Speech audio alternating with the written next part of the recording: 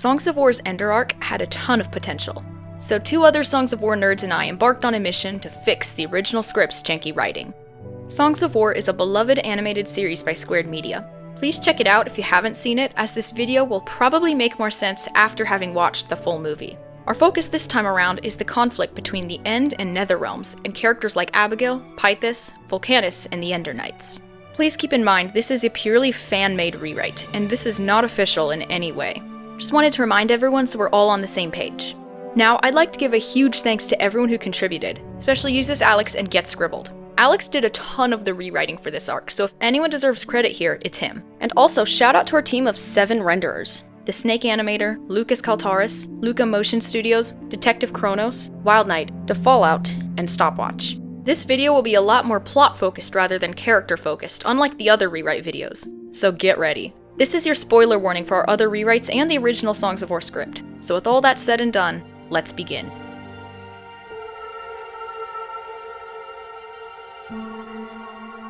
Since we're rewriting a whole arc this time, we're gonna dedicate this section to explain the basic character changes we're making.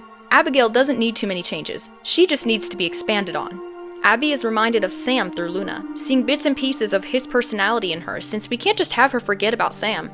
Her greatest challenge is being the first female Ender Knight. Before the kingdoms were formed, Ardonia was more male-centered, and girls never had the opportunity to display the qualities needed to be an Ender Knight, and Abby's the first one to do so. The End itself was never discriminatory, rather it was a reflection of human culture at the time. Abigail has to accept being called by a higher power, and she wasn't chosen because of her physical prowess. She was chosen because she embodied other qualities needed to protect the End. Abigail must live up to the Ender Knight's legacy and the external calling bestowed on her, while grappling with the idea that she must earn her leadership. Denny is still our sweet farmer boy, and he has a bit of a crush on Abigail. The major thing we're adding is he's more resentful towards Alistair for the way his family profits off poverty. It's not just his family that suffered abuse. He's resentful because many farms were run dry, many poor families were displaced, and Denny lost a lot of good friends because of this. Only a handful of families, the Pinklesons included, had enough resources to survive this long. Denny has every right to be upset and antagonize Alistair, but maybe Alistair's story would have ended differently if this wasn't the case. Saxon and Trevor are the dynamic duo of the Ender Knights. Saxon is the loud, rash one, and Trevor is the quiet one, and they have a fun bromance that's basically the extrovert adopting the introvert type of deal. Now it's time for the controversial character, Alistair. Everyone hates script Alistair, and for good reason. It's not right for a woman to read. Soon she starts getting ideas and thinking. So instead of being blatantly unlikable and creepy, he's a charming, helpful dude at first. He was his father's firstborn, spoiled beyond belief, and taught from a young age that everyone has their uses, and holding sentimentality towards them would only hurt him. Loyalty was simply a tool to get what he wanted, and Alistair grew up becoming cold and manipulative. When his dragon egg hatches, Alistair believes he has a greater destiny, and deems his own family useless now that he's an Ender Knight. Luna's the same as before. She's like Toothless from How to Train Your Dragon, and Thunderdome is like Alistair's abused animal. He's not evil, he only ever did what he was ordered to. Each rewrite Ender Knight was chosen for a different reason. They all possess different qualities the End needs. Abigail has resolve and willpower. Alistair has strength and ambition.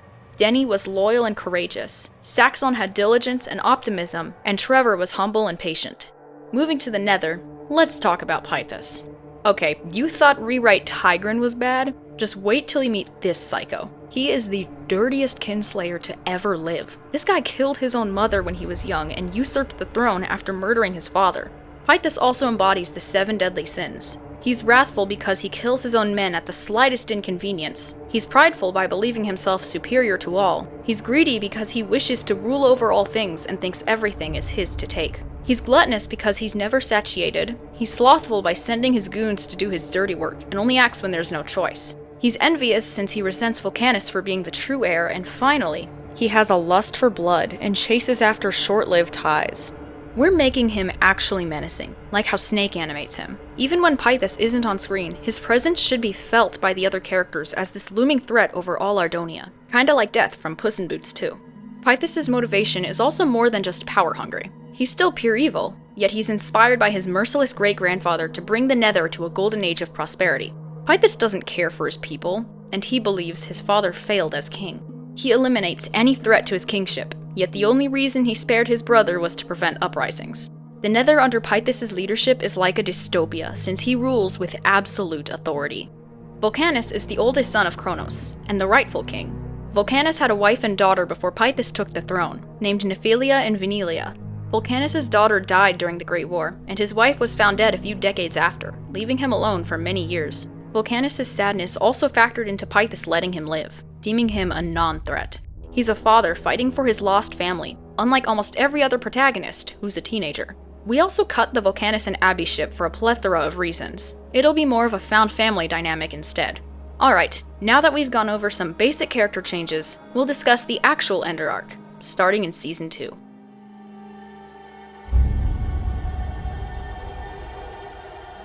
Abigail trains Luna as she hunts unyielding legionnaires around Ardonia.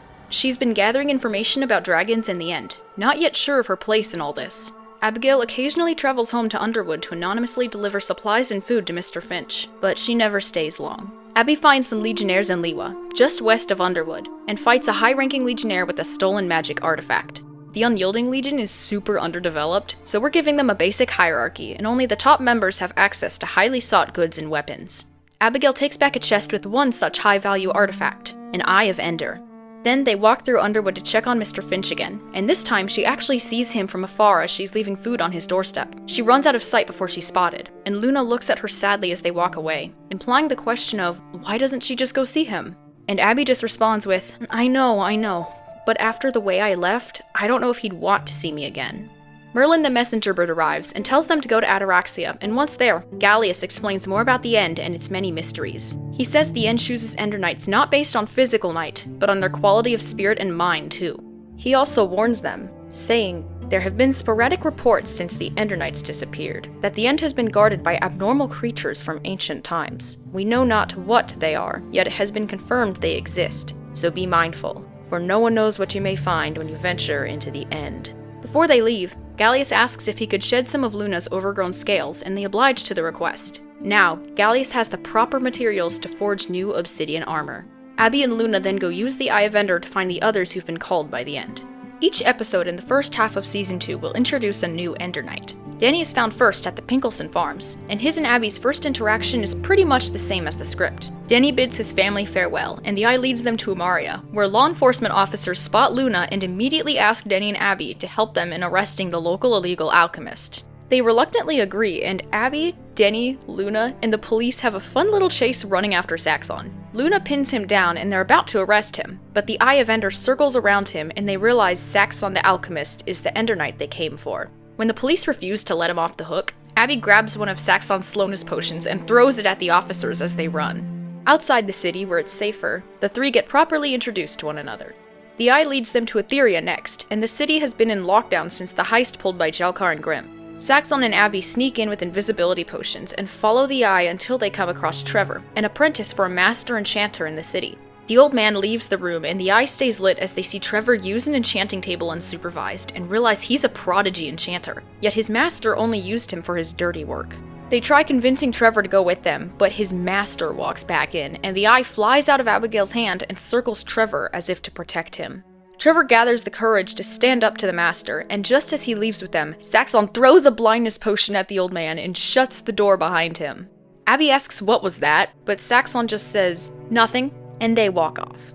Abby and Saxon make it past the guards since they were with a known apprentice, and they reunite with Denny and Luna, and all four knights get acquainted once again, and they march on. They follow the Eye through the Hoodwin colony, and a dragon flies down out of nowhere. Alistair and Thunderdome found them first. He was already on his way to the End stronghold when he heard rumors of a girl recruiting the new generation of Ender Knights. He seems like this really friendly, helpful, charming guy at first, but Denny realizes he's from Diamond Heights, and notices Thunderdome's submissive attitude towards Alistair and keeps this in mind. The others welcome him with open arms, but Denny sees past his friendly facade. Alistair and Abby have their flying lesson, where Abby rides Luna for the first time through this really cool mountain range.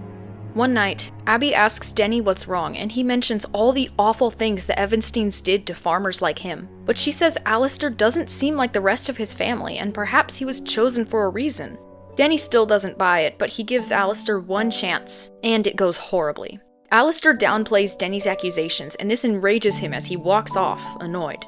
Alistair acts confused and apologizes for how that went, and Denny becomes alienated from the group as he can't get over Alistair's apathy. He becomes gloomy, only staying around out of a sense of loyalty for his newfound friends. The others try to cheer him up to Alistair's dismay, who from time to time asks why not just abandon him. They take this as a joke and nonchalantly refuse, frustrating Alistair, but he keeps his annoyance to himself. Despite Denny's behavior, Alistair warms up to the others and realizes they're making him feel things he'd never felt before, a true sense of belonging, friendship, and camaraderie, and sees them as valuable in a way he'd never experienced due to the sentimentality and warmth they provide his cold, unfeeling heart. He's still a psychopath and sees them as possessions rather than friends. They simply provide a different form of value to him, a far greater feeling than riches or gold could ever bring.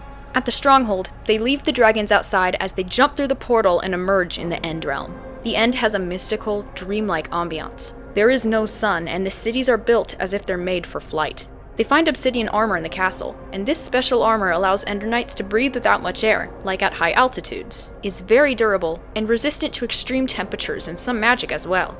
Yet there are no sets for a female. It's here where Alistair delivers the first sly comment questioning why that is, catching Abby completely off guard, but she brushes it off. They split up as Saxon and Trevor find the obsidian nest at the palace with the last remaining dragon eggs. They each pick one up, and the eggs glow faintly like Luna's in Season 1.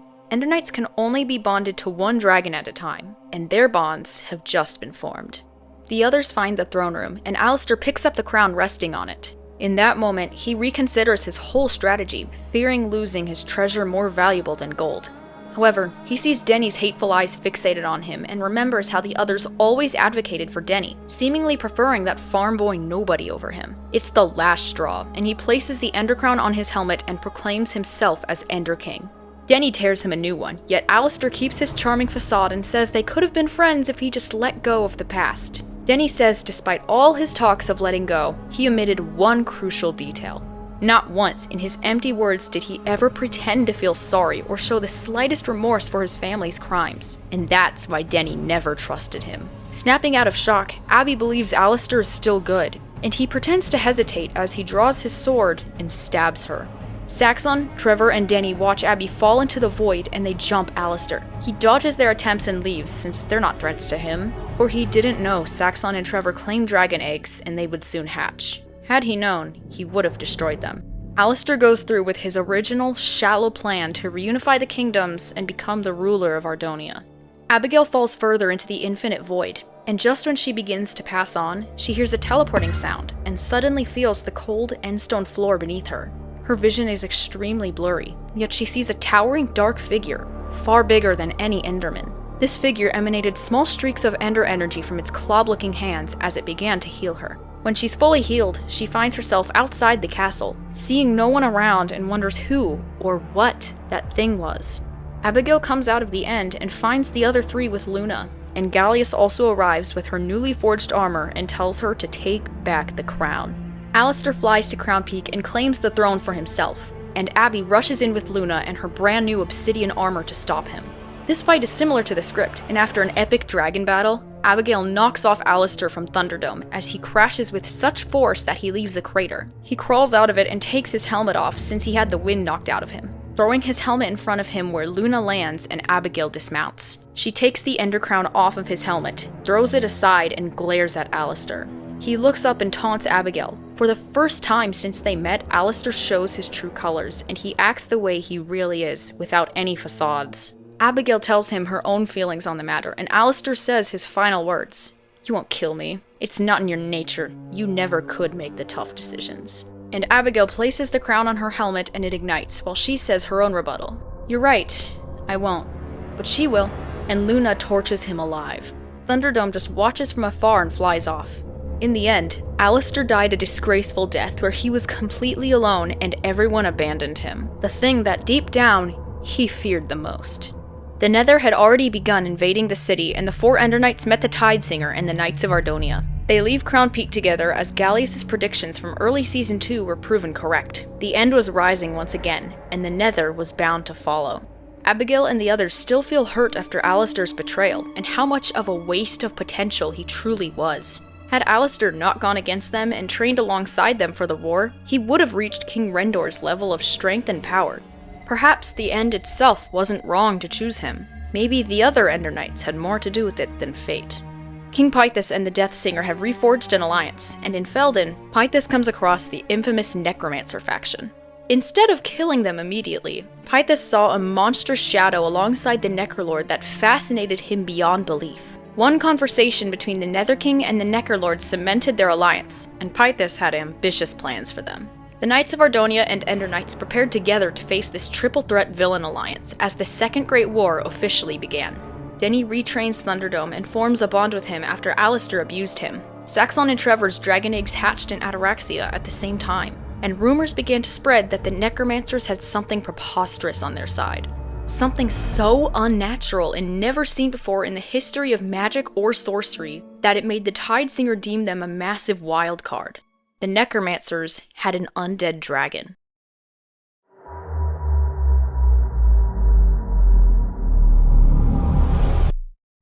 So, most of you may be asking why we decided to add such an outrageous and wild concept like an undead dragon, and the answer is very simple, so bear with me here and hear me out.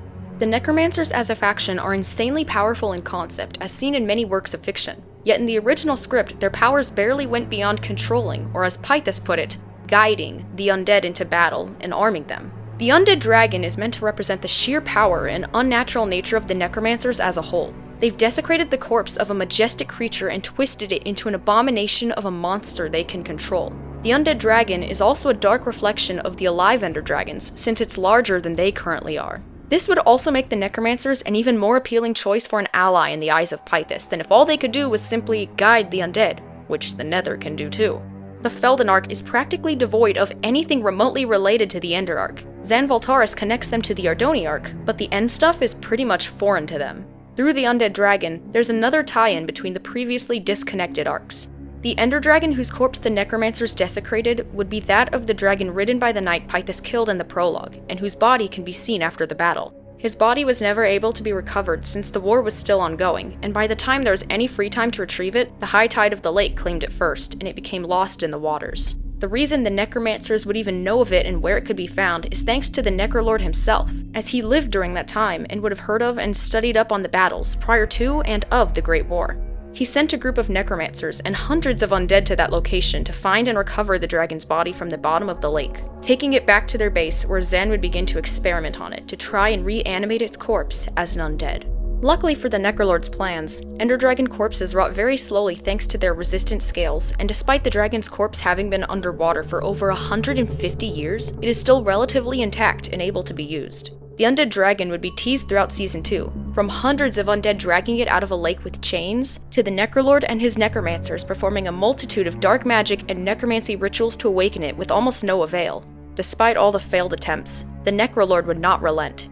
Even though such a thing had never been done before, he knows it's very much possible, and after many attempts, he would finally get his wish. The largest and most devastatingly powerful ritual in Ardonia's history is a success, and the dragon's corpse opens its eyes, shining in a fiery white glow, and its flames burn in the silver-white tone of the undead. The Necrolord would name his new dragon Ripper, and use it to directly attack Felora, completely skipping over Ferndale to Kyoshi's dismay. The Undead Dragon would be the Necrolord's personal ride, controlled with his Necrostaff. Despite that, he'd still give Kyoshi an honorable one-on-one fight out of spite, and kill the captain without using his steed. Now that all three villain factions are working together with a dragon of their own, the Ender Knights will have some tremendously powerful threats to face in Season 3.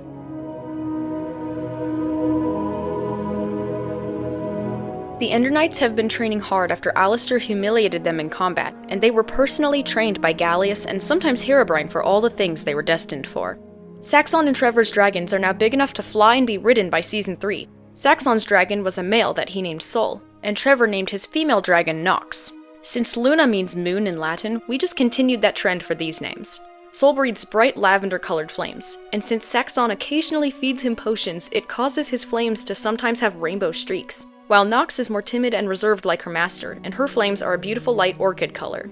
Going with the trend of giving the dragons different colored flames, Lunas are a bright magenta while Thunderdomes are a deep lilac. Here's a quick little visualizer of all the dragon sizes and their flame colors. Sol and Nox are the youngest, so they're the smallest ones. Some more details we're introducing are their new weapons and ender magic. As far as weapons go, Gallius took Denny's family sword and repaired it as a gift for him, and Trevor has been working on his enchantment skills until he was able to enchant all the Ender Knight's weapons with an Ender Fire enchantment. Similar to Ingressus' sword, except they all light in colors that match their dragon's flames.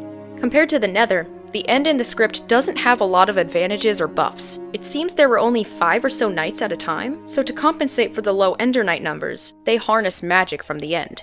Abby and the others have been doing their research, and End magic is similar to the Force in Star Wars. It's a passive magic, unlike songs, and they still have a while to go until they're able to use their abilities in battle. In Crown Peak, the leaders of the Triple Threat Villain Alliance, Pythus, Deathsinger, and Necrolord, come together to discuss the current state of the war. Deathsinger tries reminding the other two leaders that despite them both having everything they want, he's still missing what was promised to him, the Prime Songs. Necrolord seems somewhat willing to offer aid, yet Pythus completely disregards his plea, for this beast still isn't satisfied and wants to rule over the End Realm as well, and the meeting is adjourned as the Deathsinger leaves, frustrated at Pythus' denial. Ingressus remembers the great King Chronos once was, compared to the monster Pythus is. Chronos and Ingressus created a complex plan involving time travel and intentionally retreating that no one else knew of, but when Deathsinger returned, Pythus killed his father, taking his retreat as an act of cowardice rather than an advanced chess move. Ingressus and Pythus were never friends despite being allies. They were complete opposites in every way.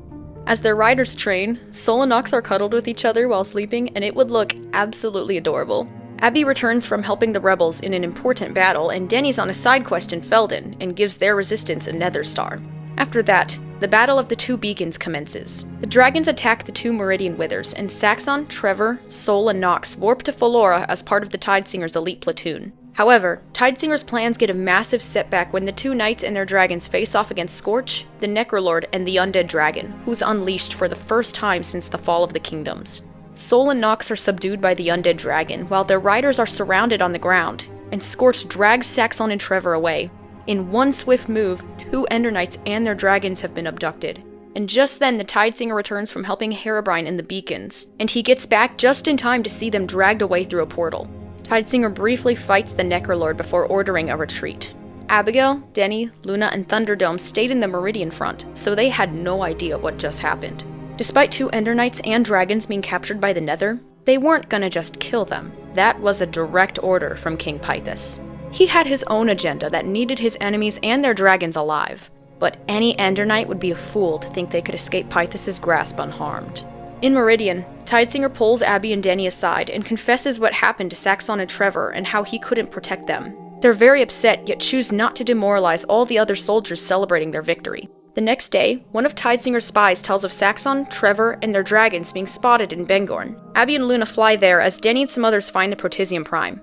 Abigail fights Volcanus in Bangorn, and we learn just how powerful he really is as he fights Luna barehanded, flinging her around and even uppercutting her into a building. Their dispute is eventually resolved, and Volcanus offers Abby a way to see him again should she choose to, but Luna hates him for the humiliation she suffered. Abby returns to Ataraxia only to find it destroyed, and the knights journey north to find the final Prime Song and come across the rebel town of Frostburn. The town becomes under attack by the Nether and the Deathsinger, and Abby offers to take Tidesinger and the Prime out of there, but he refuses. So Abigail and Denny mount up on their dragons and fight the 2 Withers with Val. The battle in the air turns for the worst as the Angel of Death tackles Val and a 3rd Wither accompanying Pythus arrives. Pythus and Deathsinger fight together here, and it's the first and only time this happens. Pythus tried to kill both singers while they were in a stalemate with Herobrine, and that was the last nail in the coffin for Ingressus. Pythus being in the Frostburn battle isn't purely for fan service. Any trust Deathsinger had in him was destroyed, and it adds more to the Pythus and Ingressus dynamic. Despite everything, it's all for naught as the Tidesinger has fallen and Herobrine vanished. The people of Frostburn desperately board their children on the dragons' backs, and the knights help. Abigail and Denny even shield the children with their bodies as arrows get stuck in their armor. And Denny doesn't die here, because arrows shouldn't pierce obsidian armor. Thanks to the knights clinging to the dragon's legs, there's enough space for the Frostburn kids and the dragons take off. Luna sees Grek still fighting, having completely ignored the retreat, and she has to forcefully grab him with her claws and he thrashes around, not wanting to abandon the fight. The dragons lose the pursuing Withers in the storm and make it to Kaltaria, and despite the crash landing, the children of Frostburn are unharmed.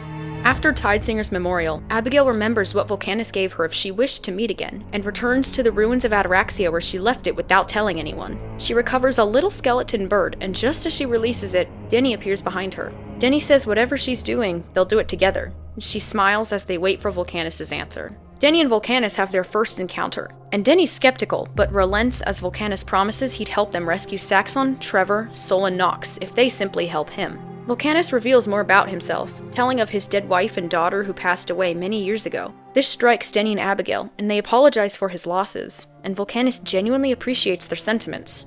Back in Crown Peak, the Necrolord arrives atop the Undead Dragon after fleeing from Philora following his defeat at the hands of Zulius. The Necrolord lands at the bottom of the throne room steps, and as he dismounts, Pythis is already strolling down the stairs with the Angel of Death and Scorch flanking him from either side. The Necrolord attempts explaining what happened at Philora, yet before he can ramble any further, Pythis raises his hand, cutting him off, revealing that he already knew what happened and how his army attacked the Nether forces first, and how Zan was the one who started the fight. Pythis' calm demeanor frightens the Necrolord as he knows it means certain doom, so he raises his staff and commands the Undead Dragon to attack. And Zan is confused as the dragon doesn't listen. He turns to the sky and sees 4 withers surrounding him, their gaze focused on the dragon. Pythis lifts Zan by the neck and takes his staff, handing it to the Angel of Death and explaining that he had been researching how the bonds between dragon and rider works, all thanks to Saxon and Trevor. He had finally learned how to take control of the Undead Dragon, so the Necrolord's services were no longer needed. He throws the Necrolord into a recently dug out pit and finds himself surrounded by undead of all kinds, and they tear the old Voltaris apart, ending the last of the Necromancers once and for all. And now Pythis has gained one of the greatest weapons for himself, the Undead Dragon.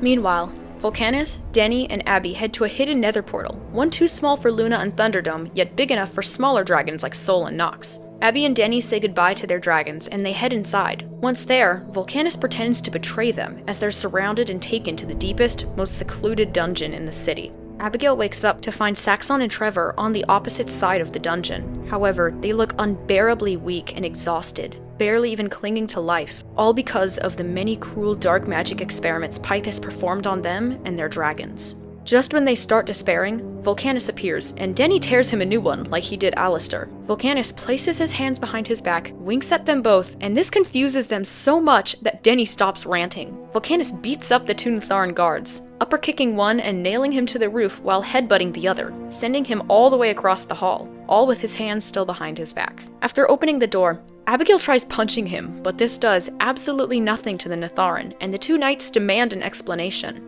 He instead ushers them to free Saxon and Trevor and follow him as there's not much time left. Once they're somewhere safer, Volcanus gives Saxon and Trevor some healing potions while handing the knights their weapons and armor. Volcanus explains he did that to figure out where they were keeping Saxon and Trevor, since he never had access to their dungeon before, and he needed the reactions to be genuine. Abigail demands more openness from now on, and after Saxon and Trevor semi-recover, Volcanus tells them Kiki will guide them to their dragons. We get a fun little nether prison break sequence, as Saxon and Trevor rescue their dragons and Volcanus sneaks into the treasure room. He says since he's fulfilled his end of the bargain, it is only fair Abigail honors hers, as he motions to the ender chest in the center. He needs her to open it, and inside King Pythis' personal vault, he finds the Nether Blade and Nether Crown, 2 artifacts he hadn't seen since the day King Chronos was murdered. Volcanus has finally truly declared war on Pythis after all these years, and intends on using the items the false king locked away so no one could judge whether or not he was the true heir to the throne. Volcanus reveals he's the rightful Nether King, and gives Abby and Denny some gifts. He hands Abigail a full encyclopedia of the End, and Denny a bottle of Dragon's Breath, vaguely explaining what it does when you drink it. Volcanus tells them to follow him as they reunite with Saxon, Trevor, and Kiki, now also accompanied by Sol and Nox. Volcanus reminds them where the exit portal is, and tells them he will do all he can to stop Pythis before he finds out. He leaves with Kiki, wishing them good luck, and the group sneaks through the city until they see a portal in the distance. However, a passing wither spots them and begins firing at them. They run for it, and Sol and Nox go through first, followed by Saxon and Trevor. And when Abigail and Denny are about to cross, Denny instinctively pushes Abigail so she goes through before him, and just then, a blast hits the portal and it explodes, leaving Denny stranded alone in the Nether. Denny looks back where the portal once stood, now nothing more than a broken obsidian frame. The wither is still floating by, and he hears the enemy mobilizing to see what the commotion was. Denny realizes his situation is as dire as it can get.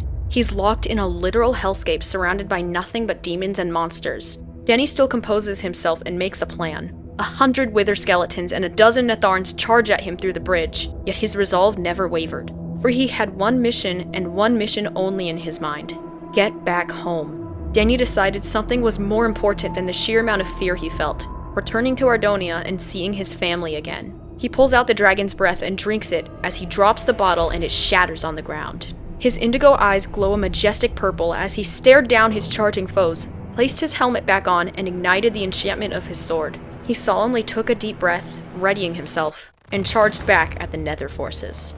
The Wither fired at him, but he dodges every single shot and clashed with the army, desperately fighting through the city in the hopes of finding another portal.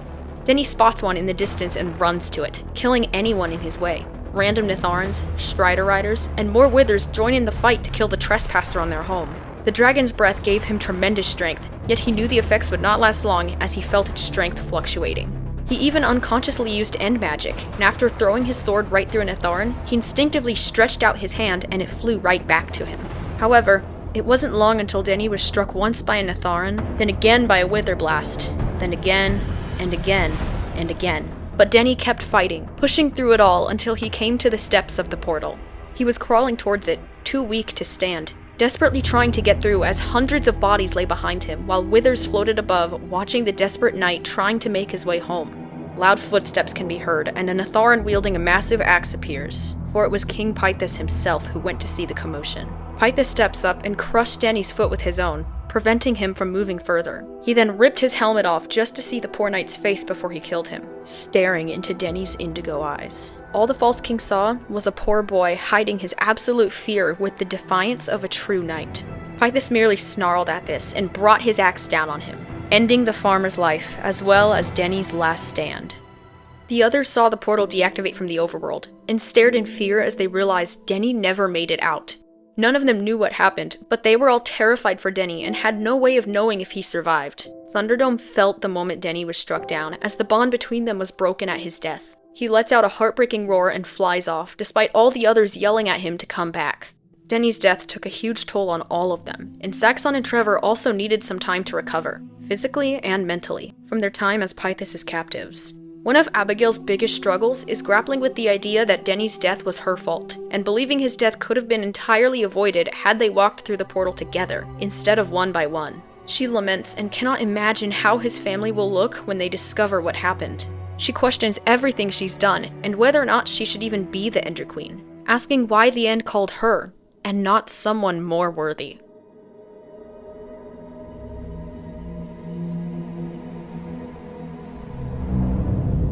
After grieving and gaining back strength, the 3 remaining knights made the decision to focus on winning the war so Denny's death would not be in vain. Abigail also remembers that Volcanus told her about something called the Ender Trials.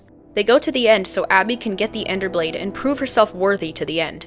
They spot Thunderdome, who established himself in the city, but the 2 groups stay out of each other's ways. Endermen teleport in front of Sol and Nox and guide them to an End Crystal to heal further. But Saxon and Trevor refuse the healing for themselves and accompany Abby and Luna to the trials. Abigail takes the Ender Blade from its resting spot, and the platform begins to descend as the trials begin. Saxon and Trevor wish her luck while Luna becomes worried, but is reassured by the 2 knights. The ambiance has shifted and is more illusory and dreamlike than before. These trials test all areas of an Ender Knight's being: physical, mental, and emotional. When Abigail spins around to look for the others, in their place stands Denny, sporting his original farm clothes from Season 2. Abby still blames herself for his death, but this trial tests her ability to let go of her regrets and work to create a better future. Abby's surroundings change once again as she emerges in the second trial, a talk with Mr. Finch. She has to learn to accept her responsibility and all it implies, and Abby feels a pang of guilt for refusing to talk to him after she ran off. The third trial is a confrontation with Alistair to understand what it means to rule as queen and serve as a knight. The fourth trial, Abigail comes face to face with the spirit of the late Ender King Rendor, who finally reveals the gravity of her place in all this, and what would happen if she died. Now I can finally reveal more about our rewritten End lore, since the audience would learn alongside Abigail. All the realms need to stay in a balanced harmony, so when the End rises, the Nether must follow, and vice versa. If the balance is broken, the existence of all 3 realms and the higher realms is in danger. The End stores its magic in its knights, giving them strength, yet also depending on them to keep the balance in order. The End has become weak in the last 100 years, especially with the three-way villain alliance, and it depleted the last of its energy to Abby and the others. When past Ender Knights or Kings died, the End could manage, but now it was far too fragile. We learned some of this lore in Herobrine's rewrite, but in this talk with Rendor, Abigail would really learn what that means and all that her death can cause. Also, everyone else in the trials is an illusion. The End is merely testing Abby. Yet King Rendor is different, as she sees the real ghost of Rendor as what we've named an Ender Spirit. The strongest and wisest Ender Knights can turn into beings like Force Ghosts after death, and Rendor is one of them. Ender Spirits cannot leave the End, and they have a somewhat purple and translucent appearance with magenta highlights. Rendor is somewhat shocked seeing a female Ender Knight, but instead of chastising her like Alistair, he says there's never been a female Ender Knight before, yet he will trust the End's decision in choosing her. The fifth and final trial begins next, a fight with Volcanus. She needs to understand what must be done to keep the balance, and after she hesitates killing him and gives him his sword back, her armor glows a mix of Ender Purple and Nether Orange. The trials end, and the Ender Crown doesn't light up for her. Abigail, being the End's embodiment of resolve and willpower, doesn't give in to her despair this time and gives a speech to the Endermen and hatches a plan. Saxon, Trevor, Sol, and Nox would stay in the city to heal and prepare its defenses, while she and Luna go on one final secret mission. In Nazgard, Pythas learned of the successful campaign led by Zulius and Alec to free Feldin, and before he could prepare a counterattack, loud footsteps reverberated in the room. Volcanus entered the game board after stepping out of the shadows, enraging Pythas. The Death Singer, Tigran, and a dozen Voltaris warriors enter soon after, and the throne room confrontation is very similar to the script. Pythas merely laughs at their defiance, a terrifying mocking laugh. He says they should have simply looked inwards for leeches in their ranks, and Ingressus' eyes widen as he looks at Tigran, who's smiling deviously. Pythas orders the Angel of Death to slaughter the Voltaris at Hailstone, and Volcanus confronts Pythas. The entire city becomes a slaughterhouse as Netharans fought each other and Withers blasted one another. Some supported the true Nether King while others remained loyal to Pythas despite learning the truth. A few strikes into their fight, Pythas confesses his crimes to his brother, and Volcanus says he already knows what he did to their father. Yet Pythas corrects him. He tells of all of his crimes. How he killed their mother by pushing her off a balcony because he thought her weak. How he's guilty for his niece's death as he was annoyed by her sheer existence. And finally, how he had Volcanus' wife murdered since she discovered the truth of their daughter's death. Volcanus lost it, ignoring his people's oath to never use magic against one another, and used his knowledge in nether magic to attack his brother, going as far as utilizing dark sorceries in his rage. While Ender magic is more passive, nether magic is dynamic and active, and easily visible. Pythas' bait worked, and called for his people to bear witness to Volcanus breaking their ancient oath. And when everyone saw, Pythas used his own magic and sorceries to counter his brothers, engaging in a battle of both physical might and magical prowess. It looked like a dance of weapons clashing and sorceries flying, a beautiful spectacle to behold. Despite Volcanus' best efforts, Pythas proved to be way more powerful and with one quick strike, sent his brother skating across the floor of the throne room. All of Volcanus' remaining sympathizers are killed, and Pythas berates his brother for acting all high and mighty when all of a sudden, a roar is heard, and Pythas is bathed in magenta-colored flames. Abby and Luna arrive with some Endermen, and Volcanus escapes with them. Pythas orders Lucidius to regroup at Crown Peak, and sees Tigran climb out of the Soul Fire Pit.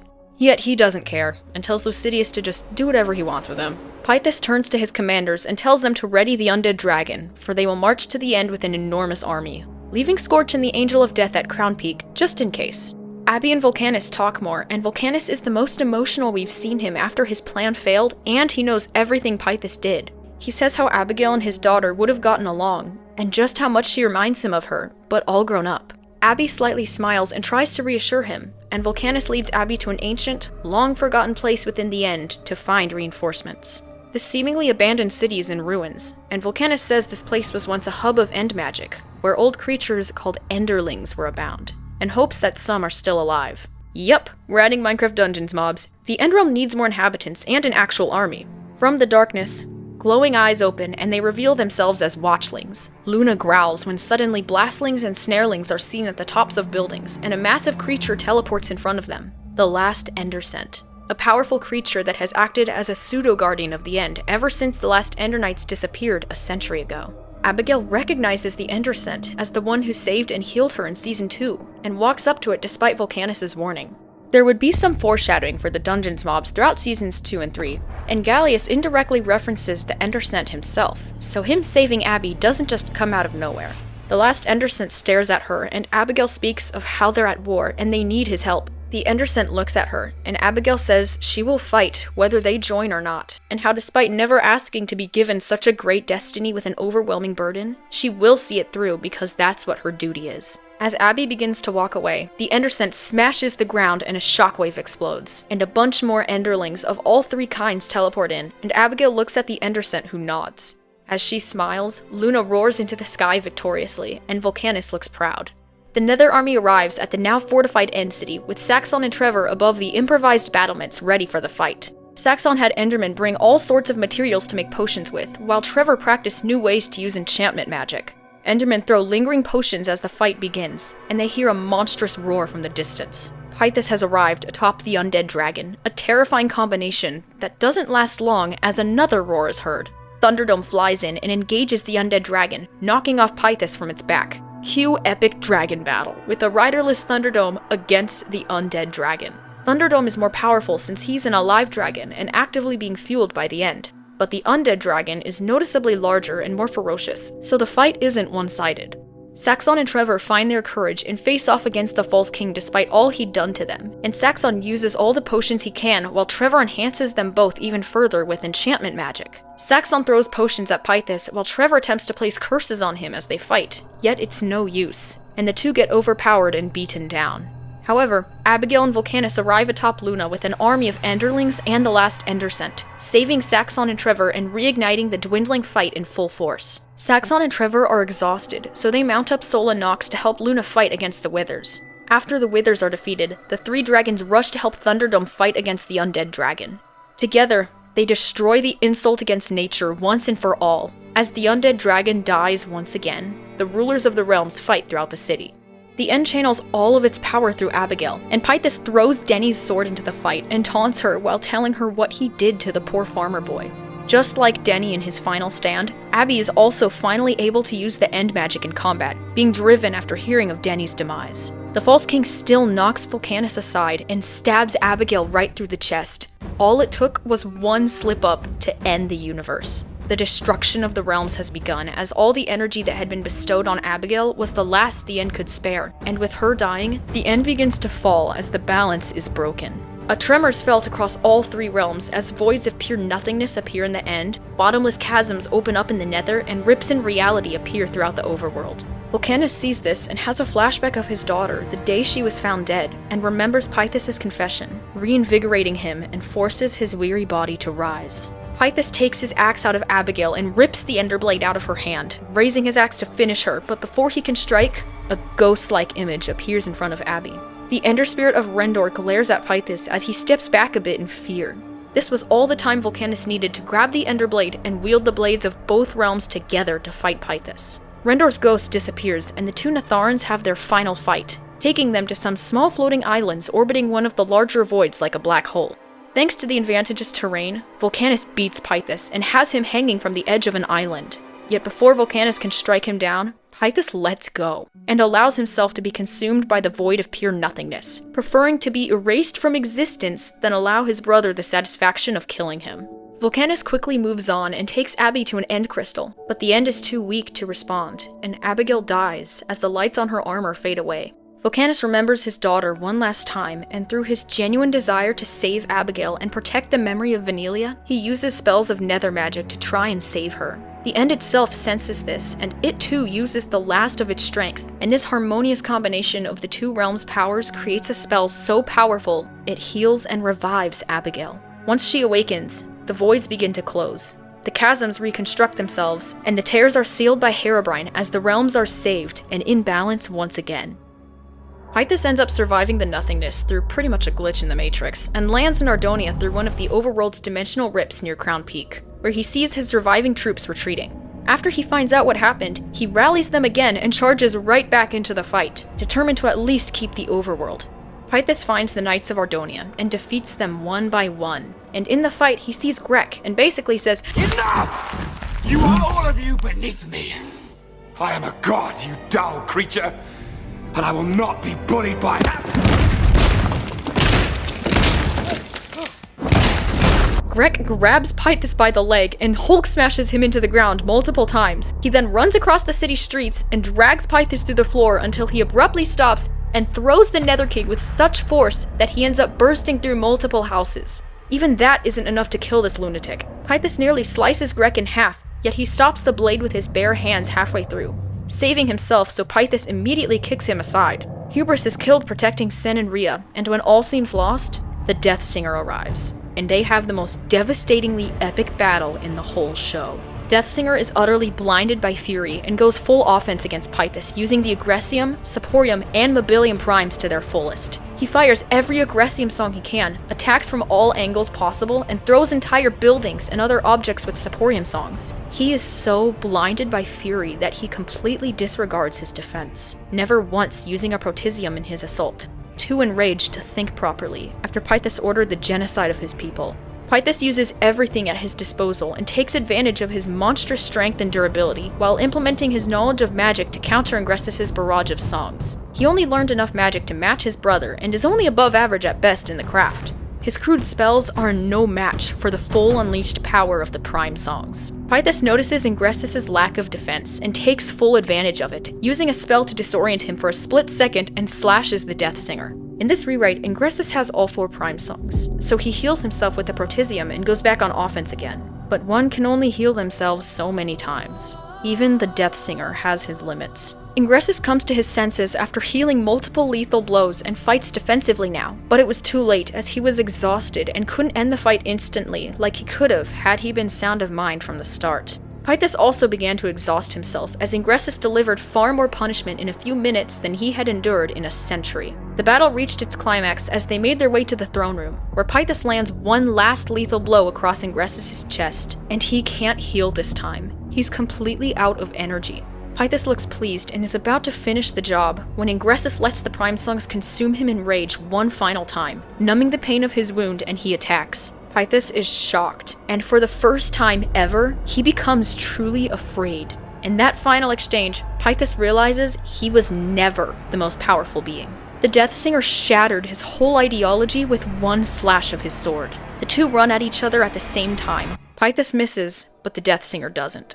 Pythis realizes what happened as he crumbles to the ground, his last thoughts of how it wasn't fair and he didn't deserve it. Basic narcissist stuff. He collapses to the floor, finally dead. And so Pythis, the second son of Chronos, the false Nether King, the Kinslayer, the Usurper, and the most evil mortal in history, has fallen. In the epilogue, Abigail, Saxon, Trevor, their dragons, and the Endersent have one last meeting with Volcanus at the steps of a nether portal. Abby and Volcanus bid each other farewell, and Volcanus says should she need his help in the future to feel free to contact him. Abigail thanks the new Nether King, who sees his daughter's reflection in Abigail one last time. Only this time he sees her alive and happy, imagining how she'd have looked as a proper Nether princess, had she gotten the chance to grow up. He smiles and walks through the portal, determined to rebuild the Nether and undo all the evils of Pythis' reign. Abby and her friends have plenty of work to do themselves. The Endermen and Enderlings repair the damage of the battle as the Endersent, Abigail, and Luna overlook the repairs. Saxon and Trevor settle in their rooms. Dragon eggs are spread across the overworld again to find more Ender Knights, and the three travel to Pinkelson Farms. Abby returns their family sword and reveals Denny's fate. John is shown sad at his brother's death, yet proud of what he accomplished after hearing his story. John invites them to stay for dinner, and they gladly accept.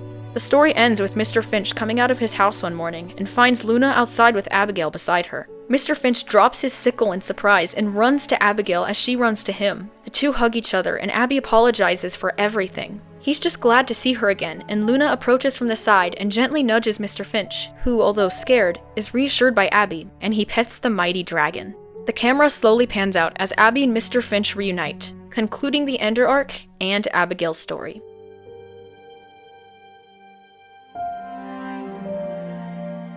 Rewriting this arc has been a fun challenge, and fixing both the plot and the characters is quite the puzzle to solve. Script Alistair is one of the worst written characters I've ever seen, and Alex made fixing him look easy, so props to him. Fun fact for all the Hunger Games fans out there, he's a lot like young Coriolanus Snow in our rewrite. Still obviously evil, yet there's some depth to him. Denny's death also got a much needed upgrade. His last stand gives him one final moment to shine while keeping all the core story elements of his death the exact same. It was purely bad luck that caused it, and it affects Abigail in the same devastating way. Abigail herself didn't need many changes, thankfully. The biggest problem was her being revived twice without a good explanation. So while she does still get revived in Season 3, there's more weight to it as it takes the combined power of both realms to bring her back. And there's an explanation for her surviving the void in Season 2, courtesy of the last Ender Scent. We also removed the Abby and Vulcanus romance dynamic because it just felt strange to ship a barely adult human girl with an Atharan who's hundreds of years old, so we thought a father-daughter dynamic was still wholesome and way less questionable to implement. Pythus murdering all of his family also added another layer to Vulcanus' character. He had every right to be a villain, similarly to our rewrite Tidesinger, yet he chose to be a hero instead, overcoming his losses instead of giving into grief. One message Vulcanus introduces is to value the people you have left, and he is what inspired Abby to see Mr. Finch again. We've already mentioned our rewrite Pythus embodying the 7 deadly sins, and in stark contrast, the Deathsinger doesn't embody any of them. Well, okay. Wrath is debatable, but the point still stands. They're both villains, yet they're complete opposites, and Pythus died in fear of Ardonia's true strongest being, and rightfully so. The Undead Dragon is another new piece of lore that some of you may not agree with, yet despite all the seemingly outlandish stuff we added, the end result is still the same. The arc ends almost identically to the script, only with slightly different ending scenes, and the build-up is way more exciting and logical through this rewrite. The end needed more magic and lore to compete with the Nether, and the Undead Dragon is another player that connects the Felden arc to the rest of the story, while giving the Necromancers a trump card of their own, like the other villain factions had. Thank you for watching this video, and I recommend sticking around just a little bit longer because we have a lot of amazing rewrite fanarts and renders to show you. Thanks once again to Alex and Scribbled for helping write this arc, and to all of our amazing renderers for helping bring these scenes to life. And now, here's a little slideshow of all the amazing artworks inspired by these rewrites.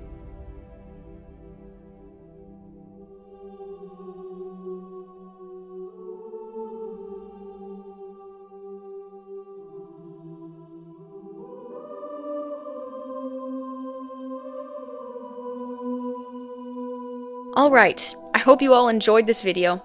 Thank you for watching, and we'll see you next time.